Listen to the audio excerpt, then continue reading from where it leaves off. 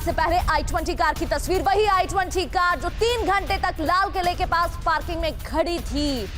3 घंटे तक ये कार पार्किंग में थी। ये तस्वीरें आप टीवी स्क्रीन पर देख रहे हैं। ये वही सफेद रंग की i20 कार है जिसमें ब्लास्ट हुआ।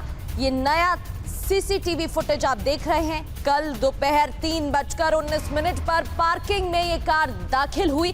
शाम 6:48 पर पार्किंग से बाहर निकली, यानी कि बकायदा पर्ची कटवाई गई। पार्किंग में ये गाड़ी खड़ी रही और सीसीटीवी फुटेज में ये इंफॉर्मेशन मिली है कि ये कार 3 घंटे तक वहीं पर पार्क थी। पार्किंग से बाहर निकलने के थोड़ी देर बाद ही धमाका होता है। तो ब्लास्ट से पहले कार की तस्वीरें आप देख रहे थे और कार ड्राइवर की पहली तस्वीर भी सामने आई है।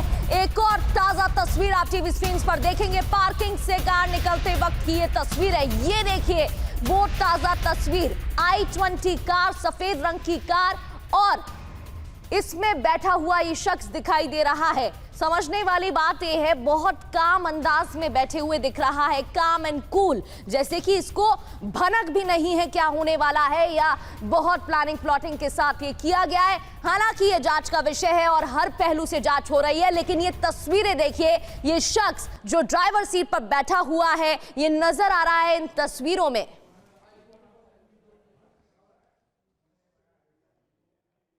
और कार में ब्लास्ट को लेकर एक्सक्लूसिव इन्वेस्टिगेशन भी जारी है। अब आपको एक एक कर पॉइंटर्स के जरिए बताते हैं कि आखिर हुआ क्या था। टाइमलाइन भी समझने की कोशिश करते हैं। ब्लास्ट का पैटर्न बिल्कुल अलग था। 3:19 पर लाल किले के पास कार की एंट्री होती है। शाम 6:48 पर करीब बाहर निकलती है। 3 घंटे तक पार्किंग में कार खड़ी रही। इसके बाद जांच अब जारी है। आतंकी हमलों जैसा पैटर्न नहीं नजर आया। अलग बात यह भी है कि आतंकी हमलों जैसा पैटर्न नहीं है, क्योंकि जहां ये धमाका हुआ वहां क्रेटर्स नहीं है, गड्ढे नहीं हैं, और क्योंकि ये स्लो मूविंग कार थी, तो क्या ये अनप्लान्ड तरीके से ब्लास्ट हुआ है या कोई और मंशा थी? अब जांच जारी है। पार्किंग अटेंडेंट से पुलिस की पूछताछ चल रही है। पार्किंग के आसपास सीसीटीवी खंगाले जा रहे हैं। सवाल कई हैं।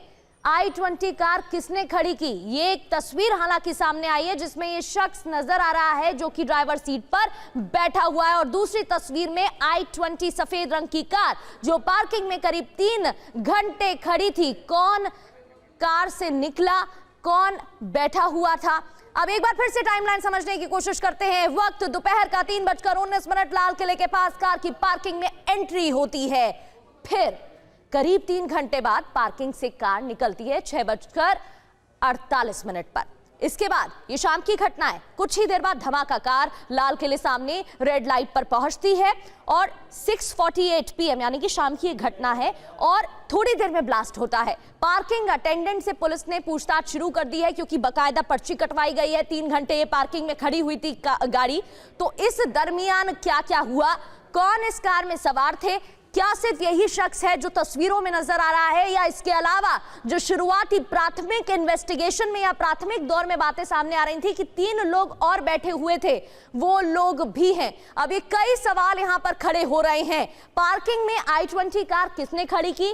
क्या ये जो शख्स ड्राइवर सीट पर बैठा हुआ दिख रहा है यही शख्स था, या इसके अलावा और भी लोग थे? क्या इसे प्लान किया गया था?